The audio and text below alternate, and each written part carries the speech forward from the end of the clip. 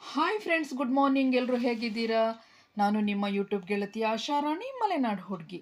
ನನ್ನ ಯೂಟ್ಯೂಬ್ ಚಾನಲ್ಗೆ ನಿಮಗೆಲ್ಲ ಸ್ವಾಗತ. ಫ್ರೆಂಡ್ಸ್, ನಾನಿವತ್ತು ನಿಮಗೆ ನಾಗಪಂಚಮಿ, ಗರುಡ ಪಂಚಮಿ, ಪಣಿ ಗೌರಿ ಈ 3 ಹಬ್ಬದ ಶುಭಾಶಯಗಳನ್ನು ಹೇಳ್ತಾ, ಈ ವ್ರತದ ಮಹಿಮೆ ಏನು, ಇದರಿಂದ ನಮಗೇನು ಶುಭ ಫಲಗಳಿದೆ ಅಂತ ತಿಳಿಸ್ಲಿಕ್ಕೋಸ್ಕರ ನಾನು ವಿಡಿಯೋ ಮಾಡ್ತಾ ಇದ್ದೀನಿ. ಈ ದಿನ 3 ವ್ರತಗಳು ಒಟ್ಟಿಗೆ ಬರುತ್ತೆ. ಕೇವಲ ನಾವು ನಾಗಪಂಚಮಿನ ಮಾತ್ರ ಮಾಡ್ತೀವಿ ಅಲ್ವಾ, ಅದರ ಜೊತೆಗೆ ನಾವು ಗರುಡ ಪಂಚಮಿನೂ ಸಹ ಮಾಡಬೇಕು. ಅಂದರೆ ಆ ದಿನದ ವಿಶೇಷತೆ ಗರುಡ ಪಂಚಮಿನೂ ಸಹ ಇದೆ. ಅದರ ಜೊತೆಗೆ ಪಣಿ ಗೌರಿ ಅಂದರೆ ಪಣಿ ಅಂದರೆ ನಾಗರಾಜನ ಹೆಂಡತಿ ನಾಗಿಣಿ, ಅವರ ಎಲ್ಲ ಒಂದು ಸಂಕುಲವನ್ನೇ ನಾವು ಪೂಜಿಸಬೇಕು ಅಂತ ಹೇಳಿಕೊಂಡು ಈ ಪೂಜೆಯನ್ನು ಮಾಡ್ತಾ ಇರೋದು. ಅದಕ್ಕೂ ಮುಂಚೆ ಈ ಒಂದು ಪೂಜೆಯ ವಿಶೇಷತೆನ ತಿಳಿಸೋಕ್ಕೂ ಮುಂಚೆ, ಯಾರು ನನ್ನ ಚಾನಲ್ನ ಹೊಸದಾಗಿ ನೋಡ್ತಾ ಇದ್ದೀರಾ, ದಯವಿಟ್ಟು ನನ್ನ ಚಾನಲ್ನ ಸಬ್ಸ್ಕ್ರೈಬ್ ಮಾಡ್ಕೊಂಡು ನೋಡಿ, ಲೈಕ್ ಮಾಡಿ, ಕಾಮೆಂಟ್ ಮಾಡಿ, ಶೇರ್ ಮಾಡಿ. ಫ್ರೆಂಡ್ಸ್, ಜಾತಕದಲ್ಲಿ ಸರ್ಪದೋಷ, ಕಾಳಸರ್ಪದೋಷ, ರಾಹುಕೇತು ದೋಷ, ಈ ಎಲ್ಲ ಒಂದು ದೋಷಗಳಿದ್ದಂಥವರು ಈ ದಿನ ಅಂದರೆ ನಾಗಪಂಚಮಿ ಅಥವಾ ಗರುಡ ಪಂಚಮಿ ಹಾಗೂ ಪಣಿಗೌರಿ ಪಂಚಮಿಯ ದಿನ ನಾಗ ಹಾಗೂ ಗರುಡ ದೇವರನ್ನು ಪೂಜೆ ಮಾಡೋದ್ರಿಂದ ಈ ಎಲ್ಲ ದೋಷಗಳಿಂದ ಮುಕ್ತಿ ಪಡಬಹುದು. ಈ ವೈರತ್ವ ಇರುವ ನಾಗ ಹಾಗೂ ಗರುಡ ಇಬ್ಬರನ್ನು ಪೂಜೆ ಮಾಡೋದ್ರಿಂದ ಗರುಡ ದೇವರು ಸಂತುಷ್ಟರಾಗ್ತಾರೆ, ನಾಗದೇವರು ಸಂತುಷ್ಟರಾಗ್ತಾರೆ. ಹಾಗಾಗಿ ನಮ್ಮ ಪೂಜೆಯ ಫಲ ಫಲಿಸುತ್ತೆ, ತುಂಬ ವಿಶೇಷವಾದ ಫಲ ನೀಡ್ತಾರೆ ಅಂಥೇಳಿ ಒಂದು ವಾಡಿಕೆ ಇದೆ. ಈ ನಾಗ ಗರುಡ ಯಾರು ಅಂತ ಹೇಳ್ತೀನಿ ಬನ್ನಿ. ಸ್ನೇಹಿತರೆ, ನಮ್ಮ ಸೃಷ್ಟಿಕರ್ತ ಬ್ರಹ್ಮನ ಮಗ ಮರೀಚಿಯ ಮಗ ಕಶ್ಯಪ. ಈ ಕಶ್ಯಪನಿಗೆ 13 ಜನ ಮಡದಿಯರು ಇರ್ತಾರೆ. ಅವರಲ್ಲಿ ಅವನಿಗೆ ಅತ್ಯಂತ ಪ್ರೀತಿ ಪಾತ್ರರು ವಿನೀತೆ ಮತ್ತು ಕುದ್ರು. ಅವರಿಬ್ಬರು ಸ್ವಂತ ಅಕ್ಕ ತಂಗಿಯರು.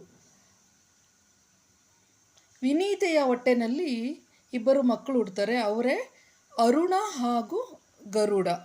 ಮಹಾ ತೇಜಸ್ಸುಳ್ಳ ಅರುಣನನ್ನು ಸೂರ್ಯದೇವ ಸಾರಥಿಯನ್ನಾಗಿ ಮಾಡಿಕೊಂಡ್ರೆ ಗರುಡನನ್ನು ವಿಷ್ಣುದೇವ ಸಾರಥಿಯನ್ನಾಗಿ ಮಾಡ್ಕೊಳ್ತಾರೆ.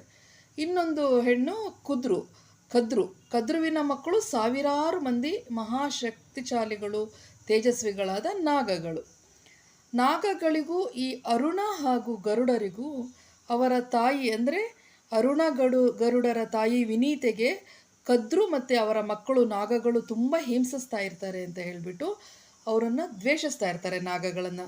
ಆ ದ್ವೇಷ ತಲತಲಾಂತರಗಳಿಂದ ಇಂದಿಗೂ ಸಹ ಹಾವು ಮತ್ತು ಗರುಡಗಳ ಮಧ್ಯೆ ನಡೀತಾ ಇದೆ.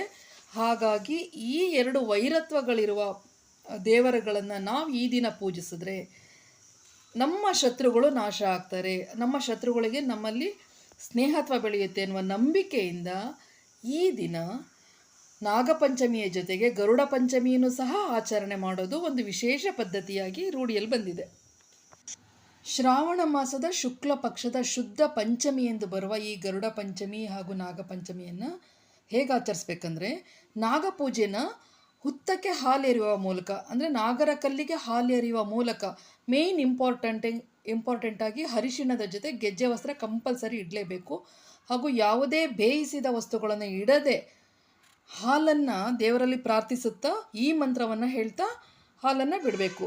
ಕರ್ಕೋಟಕಸ್ಯ ನಾಗಸ್ಯ ದಮಯಂತ್ಯ ನಳಸ್ಯ ಚ ಋತಪರ್ಣಸ್ಯ ರಾಜರ್ಷೆ ಕೀರ್ತನಾಂ ಕಲಿನಾಶನಂ.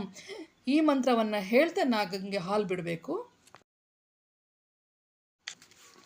ಗರುಡನನ್ನು ಪೂಜಿಸುವುದು ಹೇಗೆ ಅಂತ ನೀವು ಕೇಳಿದ್ರೆ, ವಿಷ್ಣುವಿನ ದೇವಸ್ಥಾನಕ್ಕೆ ಹೋಗಬೇಕು. ವಿಷ್ಣುವಿನ ದೇವಸ್ಥಾನದ ಮುಂದೆ ಗರುಡ ಸ್ತಂಭ ಇರುತ್ತೆ.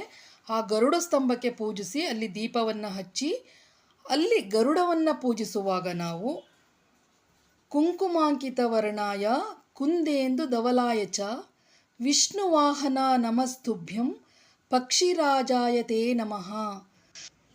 ಈ ಮಂತ್ರದ ಜೊತೆಗೆ ಇನ್ನೊಂದು ಮುಖ್ಯವಾದ ಶ್ಲೋಕ ಹೇಳ್ಕೊಡ್ತೀನಿ.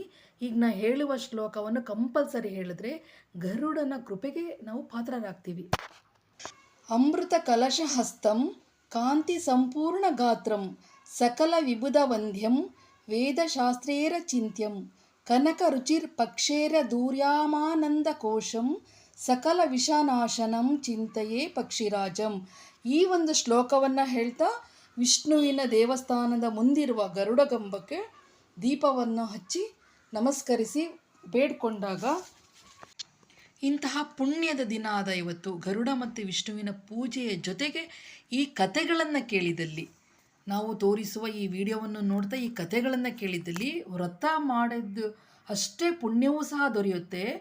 ಅಷ್ಟೇ ಅಲ್ಲದೆ ಬೇಡಿಕೊಂಡರೆ ಜಾತಕದಲ್ಲಿರುವ ಸರ್ಪದೋಷ, ಕಾಳಸರ್ಪದೋಷ, ರಾಹುಕೇತ ದೋಷ ಇದ್ದವರು ಸಂಪೂರ್ಣ ದೋಷಮುಕ್ತರಾಗ್ತಾರೆ. ಅದೇ ಅಲ್ಲದೆ ನಮ್ಮ ಹಳೆಯ ಪಾಪಕರ್ಮಗಳು ದೂರವಾಗಿ ಸರ್ಪದೇವತೆಗಳ ಹಾಗೂ ಗರುಡ ದೇವರ ಕೃಪೆಗೆ ಪಾತ್ರರಾಗಿ ಸಕಲ ಸೌಭಾಗ್ಯಗಳು ದೊರೆಯುತ್ತವೆ ಅನ್ನೋ ನಂಬಿಕೆ ಇದೆ. ಇದರಿಂದ ಸಕಲ ಶತ್ರುಗಳ ನಿವಾರಣೆಯಾಗಿ ಶತ್ರುಗಳು ಮಿತ್ರರಾಗಿ ಇಡೀ ಕುಟುಂಬಕ್ಕೆ ದೇವರ ಆಶೀರ್ವಾದ ದೊರೆಯುತ್ತದೆ.